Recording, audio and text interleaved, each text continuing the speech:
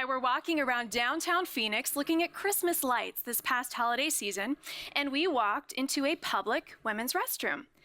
And out of the corner of my eye, I saw something that caused me to do a double take. There was a guy in the women's restroom. Immediately, all of these confused thoughts started running through my head. Did I walk into the wrong bathroom? Am I really seeing what I think I'm seeing? Is it safe for me to stay? Should I leave and call for help? And then it hit me. Under Phoenix law, that guy has the legal right to be here.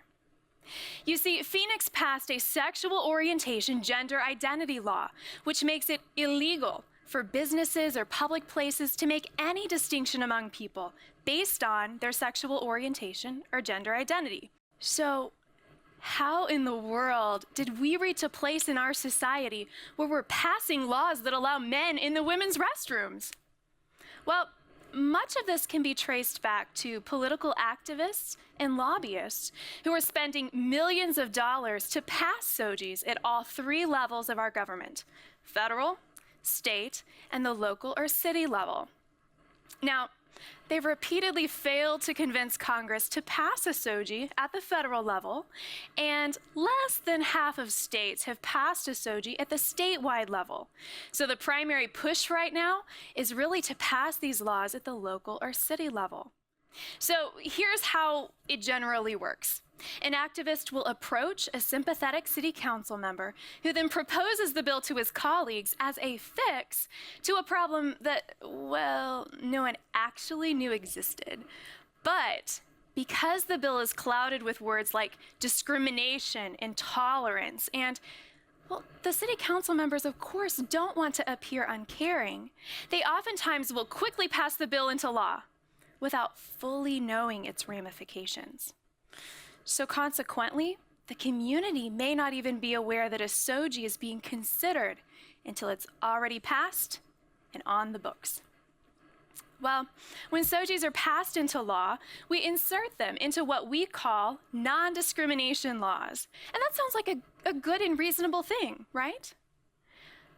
But in actual practice, SOGIs are very problematic. For example, one challenge right off the bat is that even though we think we know what we're talking about when we use terms like sexual orientation and gender identity, these terms are actually pretty vague. They're not very well defined. I logged onto Facebook the other day and realized that Facebook now offers over 60 different gender options.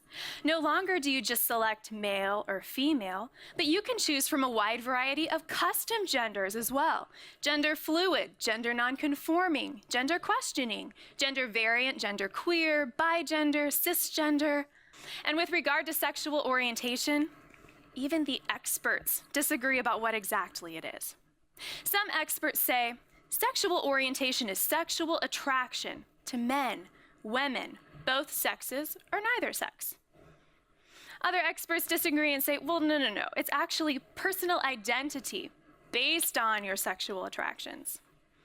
Still other experts say, well, it's really more behavioral in nature, based on your mannerisms or based on your sexual conduct. And then other experts say, look, guys, it's really all of the above. But the bottom line is that sexual orientation just isn't an obvious or easily identifiable category like race. So ironically, we're actually forced to resort to stereotyping people. Not only do SOGIs deal with vague and amorphous and difficult to define categories, but they also have very far-reaching effects. And if I may say so, they oftentimes will even reach absurd practical results. So consider these questions. Can a public school tell a teenage boy who psychologically identifies as a girl and dresses like a girl that he can't play on the girls' softball team? Or can a gay bar owner prefer to hire gay bartenders so that he can attract the type of clientele he's seeking? Or what about the corporate business office? Is it allowed to maintain a reasonable dress code and say, men, pantsuits only, while allowing women to wear those skirt suit combinations? Under a SOGI, the answer to all of these questions is no. SOGIs have inserted into the law more confusion than clarity. But let's dig out of the weeds for just a minute. Have we actually even demonstrated that there's a need for SOGIs? My home city of Phoenix passed a SOGI just a couple years ago. And in the 2 years that this law has been on the books, only 4 complaints, 4 allegations of discrimination have been filed, all of which, by the way, were dismissed as baseless. If sexual orientation and gender identity discrimination were truly a widespread and pervasive issue, and people were being fired from their jobs or denied access to public services based on these categories, I would expect to see hundreds of complaints filed in a city the size of Phoenix. And I think that's one thing that made me so upset about finding that guy in the women's restroom. We have no actual evidence that SOGIs are even needed. But we do have actual evidence that they open the door to all sorts of harm. SOGIs make it far too easy for men with evil intentions to exploit these laws.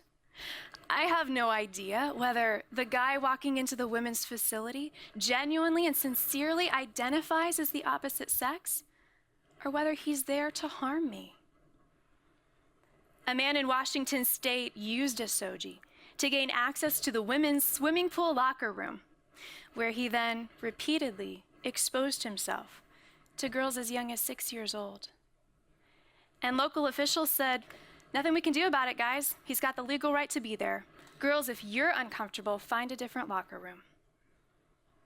And in Toronto, a dangerous sexual predator used a SOGI to gain access to women's shelters, where he then raped 2 different women. As a woman, I feel vulnerable and unsafe, knowing that my government places so little value on my personal privacy and safety. SOGIs confuse. They don't clarify. SOGIs create problems. They don't solve them.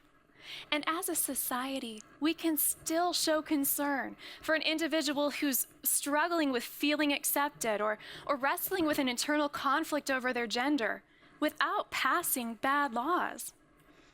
SOGIs are distorting, they're unhelpful, and they're outright dangerous. SOGIs are bad for our communities, and there are much better ways to promote human flourishing and to protect the freedoms of every member of our society. Thank you.